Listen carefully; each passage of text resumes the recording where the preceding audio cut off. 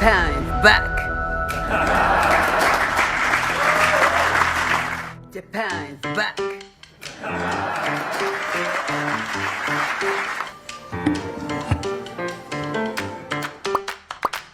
Well, thank you very much, everybody. It's great to have you, and we have a very special person who's won a tremendous election in a record-setting fashion, so you have something in common. Thank you for inviting me to the White House today. Thank you. So, my biggest country, so given the current situation, so Oh, please, yes, absolutely. You have a very good interpreter. 今、中東情勢も含めて、それから、世界中の安全保障環境が非常に厳しい。でも私は、世界の繁栄と、そして、平和に、貢献できる、世界中に、平和と繁栄をもたらせるのはドナルドだけだと思っています。But even against that backdrop, I firmly believe that it is only you, Donald, who can achieve peace across the world.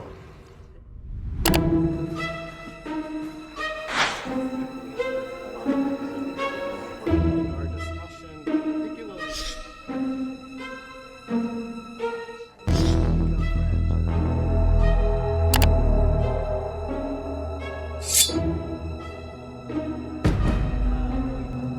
look forward to having a discussion to achieve peace. The United States is stronger.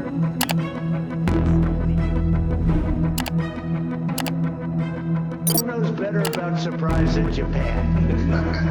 Why didn't you tell me about Pearl Harbor? Okay?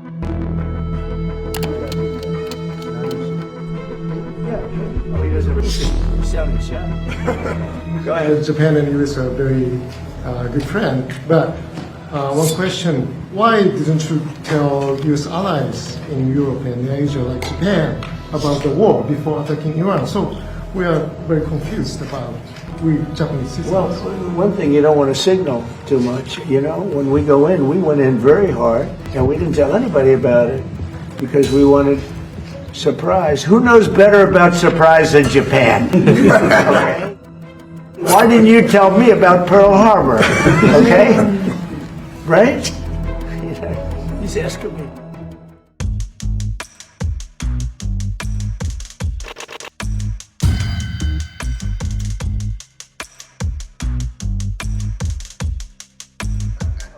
Why didn't you tell me about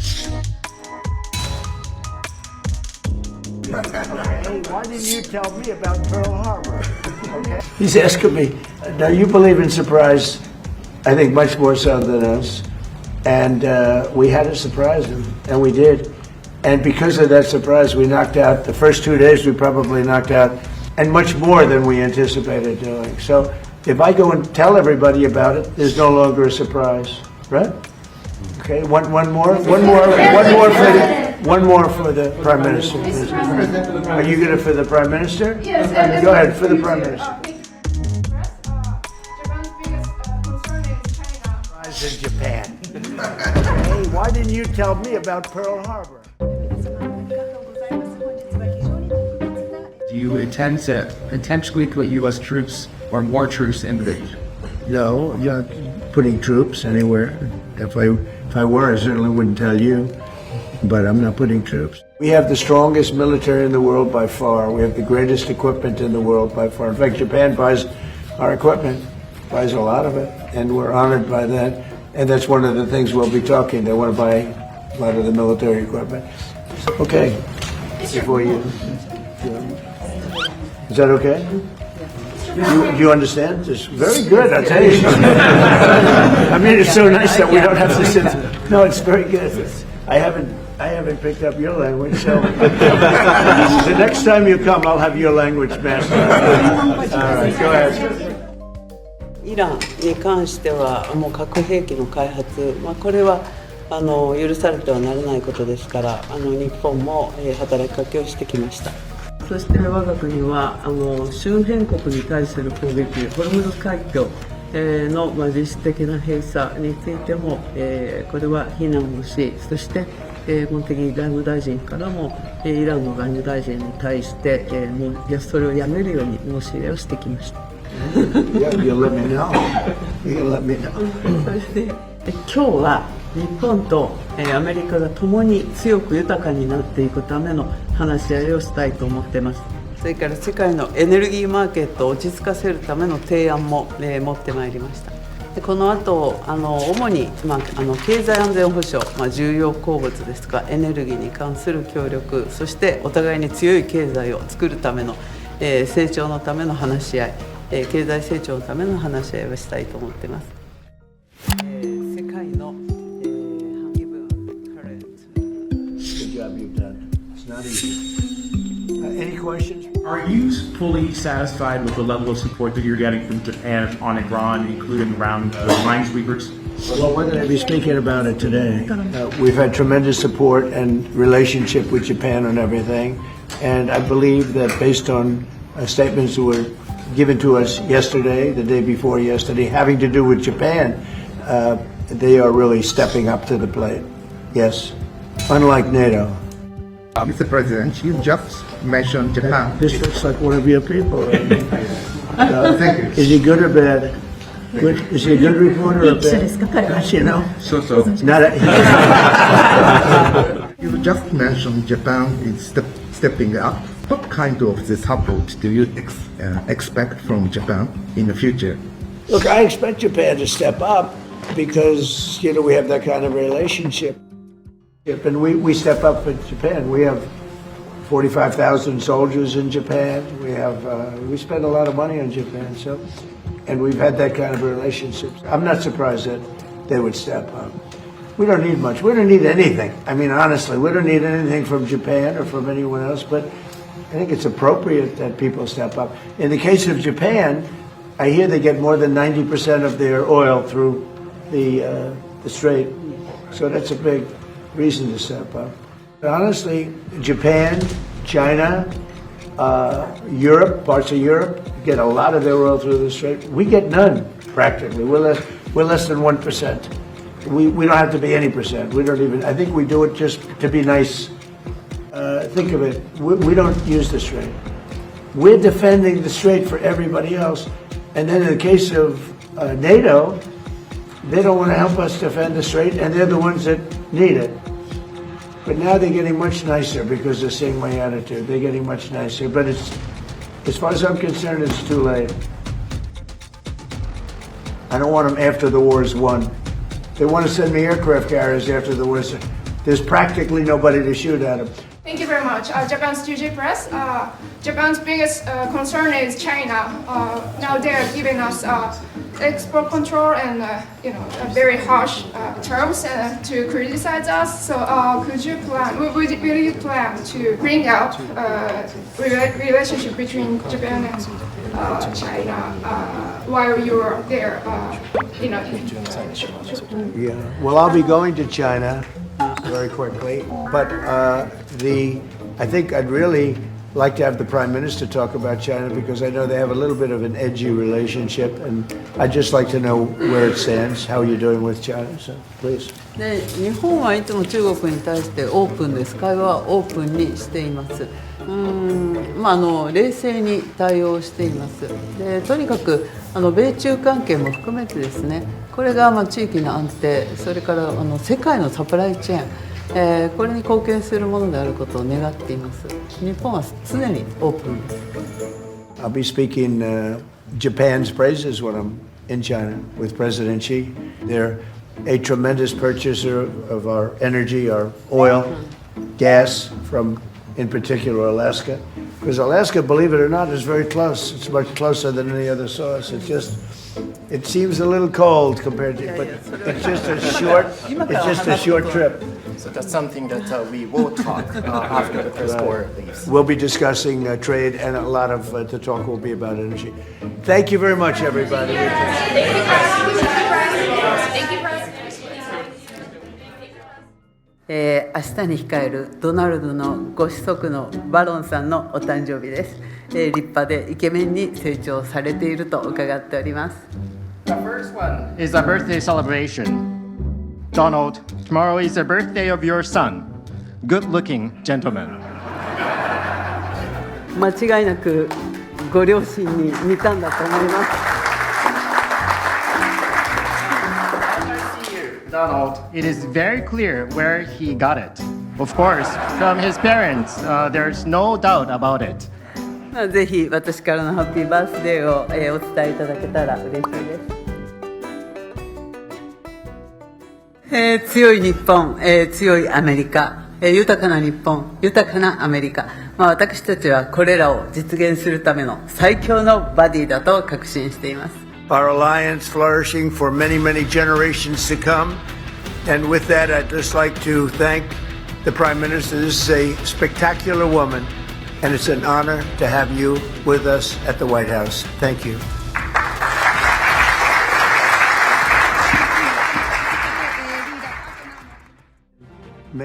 트럼프와 함께 역대 대통령들의 초상화가 걸린 명예의 벽을 둘러보던 다카이치 총리. 한 액자 앞에 서자 손으로 입을 가린 채 웃음을 터뜨립니다. 조 바이든 전 대통령 초상화 대신 자동 서명 기계인 오토펜의 사진이 걸려 있었습니다. 트럼프가 바이든은 무기력한 대통령이었다는 걸 조롱하기 위해 걸어놓은 건데 다카이치가 적극 호응한 겁니다. 다카이치의 모습에 한 일본 주간지는 차라리 AI였으면 좋겠다는 등의 네티즌 반응과 함께 다음 정권을 민주당이 되찾을 수도 있다며 경솔한 처신이란 취지로 비판했습니다. 공식 만찬에선 군악대 앞에서 흥에 겨워 노래를 따라 부르는 모습이 논란이 됐습니다.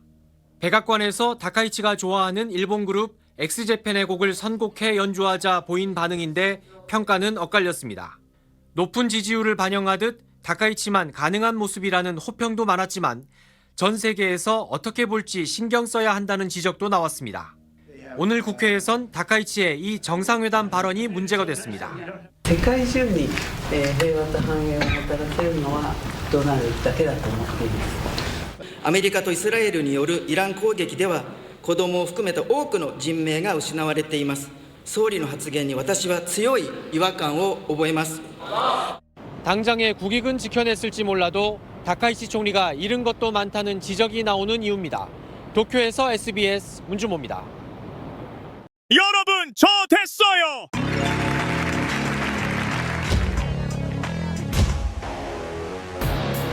일본列島を強く豊かに。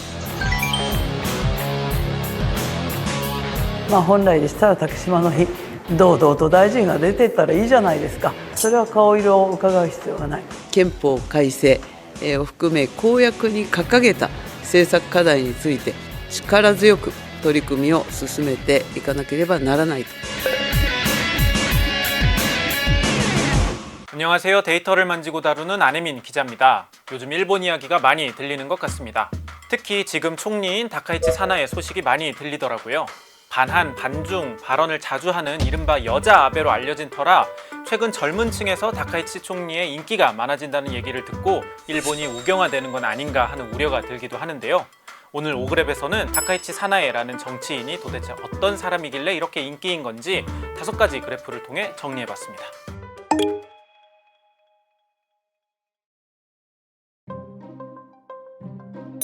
일단 지난 2월 8일에 열린 일본 중의원 선거 얘기를 안 할 수는 없을 것 같습니다. 일본은 양원제 국가로 하원 역할을 하는 중의원과 상원 역할을 하는 참의원이 있습니다. 여타 양원제 국가들과 마찬가지로 민의를 직접적으로 반영하는 하원, 중의원이 더 중요하죠. 중의원에서 확보한 의석수가 실질적인 일본 국회 장악력을 나타낸다고 볼 수 있어요. 긴 말 말고 결과부터 먼저 살펴보겠습니다. 지도를 보면 이렇게 새빨갛습니다. 다카이치 총리의 자유민주당이 일본 전역을 압도해버렸어요. 오그랩 첫 번째 그래프를 통해 다카이치 총리가 얻은 성적표가 어느 수준인지 살펴보겠습니다. 먼저 2005년 결과입니다. 압도적인 인기를 자랑했던 고이즈미 총리 때 치러진 중의원 선거에서 자민당이 296석이라는 엄청난 성적을 거둔 바 있습니다. 다음 선거였던 2009년엔 민주당에게 정권을 넘겨줬지만 2012년에는 아베 신조를 필두로 다시금 압승을 거두었죠. 이번 선거 결과를 봐볼까요? 다카이치 총리의 자민당이 얻은 의석은 무려 316석입니다. 자민당의 두 거두의 기록을 갈아치운 거죠. 316석이라는 숫자는 1955년 자민당이 창당된 이래로 역대 가장 많은 의석수입니다. 전체 465석 가운데 68%가 자민당 의석으로 전체의 3분의 2를 넘겨버렸죠. 1945년 태평양 전쟁 종전 이후 한 정당이 일본 중의원에서 3분의 2가 넘는 의석수를 갖게 된 건 이번이 처음입니다. 3분의 2라는 숫자가 계속 나오는데 그 이유는 개헌 때문입니다. 일본에서는 개헌안을 발의하려면 중의원에서 의원 3분의 2 이상이 찬성해야 하거든요. 이번 선거 결과로 자민당은 개헌안을 발의할 수 있는 의석을 확보하게 된 거죠. 사실 다카이치 총리는 일본이 재무장이 가능토록 하는 개헌을 포함해서 본인이 꿈꾸는 정책을 제대로 펼칠 수 없는 상황이었습니다. 왜냐하면 중의원 의석 상황이 이렇게 여소야대로 좋지 않았거든요. 법안을 통과시키고 싶어도 야당에서 반대하면 할 수가 없으니까요. 그래서 다카이치 총리가 꺼내든 게 중의원 해산카드였죠.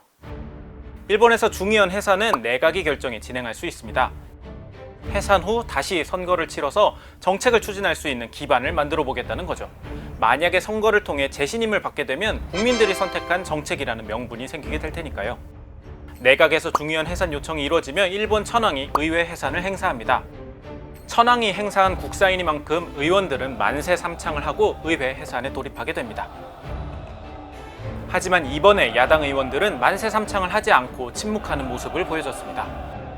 당장 이 모습만 봐도 일본 하원에서의 헤게모니를 확인할 수 있습니다. 국민들의 선택을 받지 못하면 본인의 총리직도 날아갈 수 있었음에도 의회 해산 카드를 꺼낸 다카이치 총리. 다카이치 사나이는 왜 조기 총선 카드를 꺼내들 수 있었을까요? 다카이치 사나이의 믿는 구석은 바로 자신의 압도적인 인기였습니다.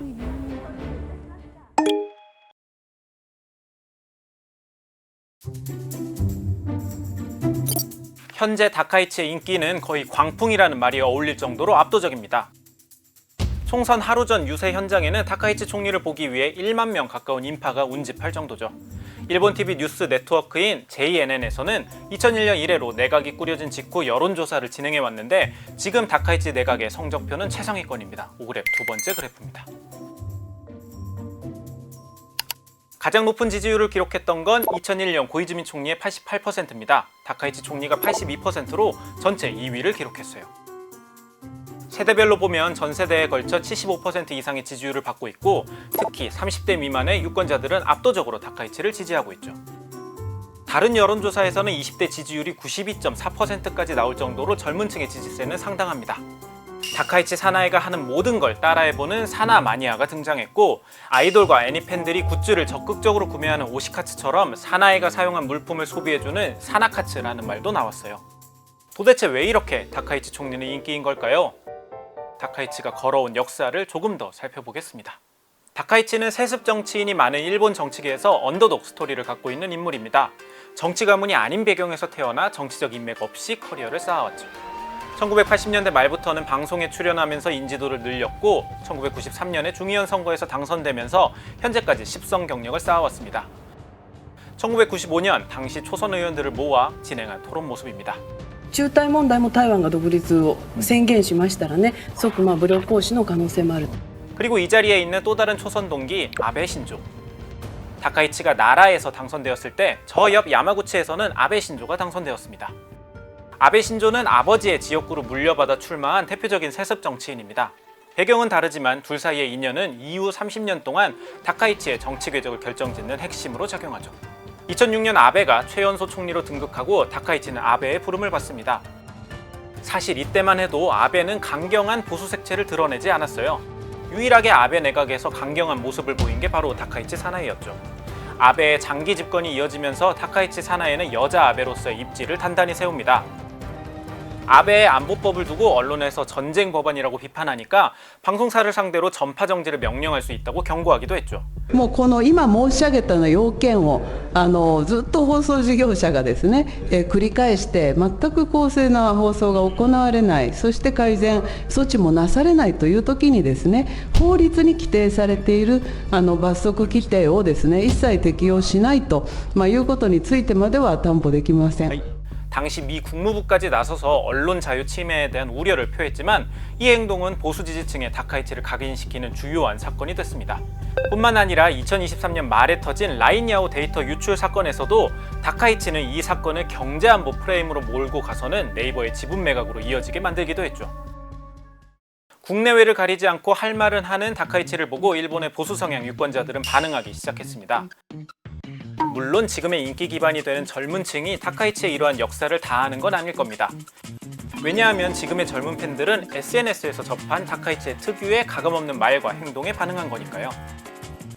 그래서 최근 젊은 층이 다카이치에 반응하는 것을 두고 단순히 우경화되었다고 단언하긴 어렵습니다. 실제로 보수 색채의 자민당 지지율은 다카이치의 지지율과는 큰 격차가 있거든요. 다카이치의 SNS 영향력은 일본 정치인 중에서도 상당합니다. 유튜브 공식 계정 구독자는 87만 명이고 X 팔로워는 270만 명에 달할 정도죠. 자민당 채널에 올라온 다카이치 선거 메시지 영상은 조회수 1억 6천만을 넘길 정도로 엄청난 반응을 이끌어냈어요.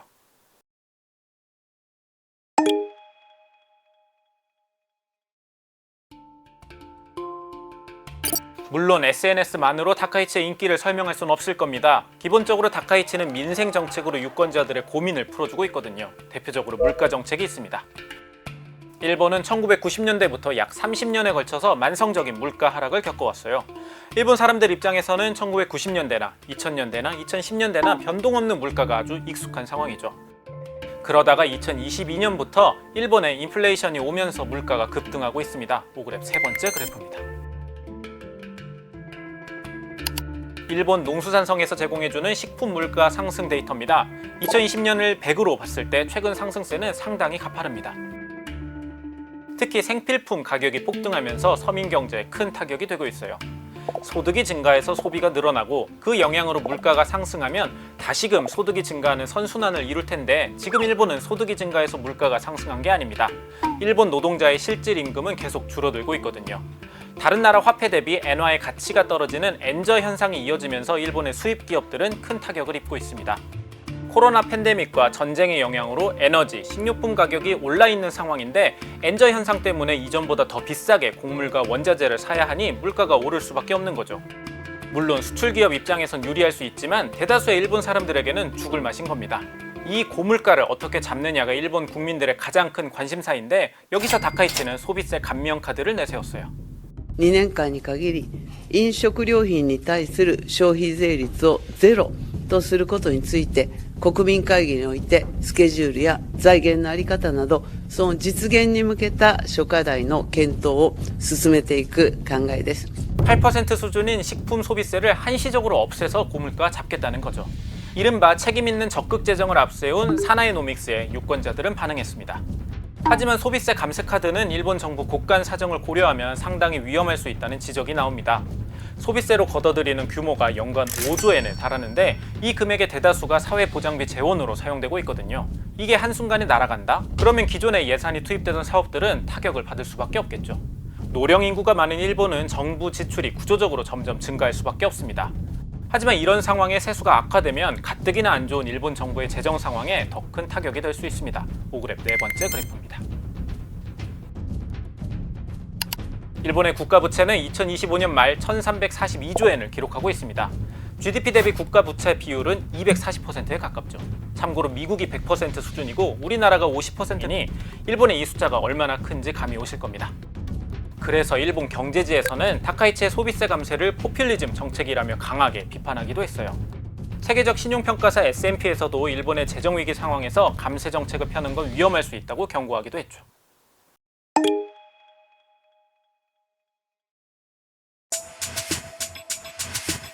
포퓰리즘이라고 비판받고 있지만 유권자들이 원하는 걸 들어주는 다카이치 사나에, 그리고 그 덕에 자민당은 역대 최고의 의석수라는 성적표를 받아냈습니다. 앞으로는 다카이치가 주장해왔던 강경 우파적 정책 추진에 힘이 실릴 수밖에 없겠죠. 당장 일본을 전쟁할 수 있는 나라로 되돌리기 위한 헌법 개정에도 힘이 실릴 겁니다. 憲法改正を含め公約に掲げた政策課題について力強く取り組みを進めていかなければならないと。 1947년 제정된 일본의 평화헌법 제9조에는 전쟁 포기와 군대를 보유하지 않는다는 내용이 명시되어 있습니다. 하지만 앞서 언급한 아베 총리의 안보법으로 일본 자위대가 직접 공격받지 않아도 무력 행사는 이미 가능하게 되었죠. 다카이치는 더 나아가 헌법 9조를 개정해 자위대를 헌법에 명시해야 한다고 주장해왔습니다. 물론 지금 당장은 헌법을 고칠 수 있는 건 아닙니다. 중의원에서 전체 의석의 3분의 2 이상을 확보한 만큼 헌법 개정안 발의는 가능합니다. 하지만 그 다음 단계인 참의원에서도 3분의 2 이상의 찬성이 필요하죠. 현재 참의원은 여전히 여소야대 상황인지라 시간이 걸릴 수밖에 없을 겁니다. 다만 헌법 개정을 제외하고는 걸림돌이 없어서 정책 추진에는 속도가 붙을 전망입니다. 일본 헌법 59조의 2항을 보면 중의원 3분의 2 이상의 의석이 갖고 있는 힘을 확인할 수 있습니다. 하원에서 통과시킨 법안이 설령 상원에서 막히더라도 다시 중의원에서 3분의 2 이상의 동의를 받아 재가결되면 바로 통과시킬 수 있거든요. 다카이치의 일본 제일주의 정책이 연이어 쏟아지면 우리 같은 주변국들은 부담이 될 수밖에 없을 겁니다. 당장 앙숙인 중국의 반응이 심상치 않죠. 다카이치 총리가 타이완의 존립이 위태로워지면 일본이 군사적 행동을 행사할 수 있다고 말한 이후 중일 관계는 급속도로 악화됐습니다.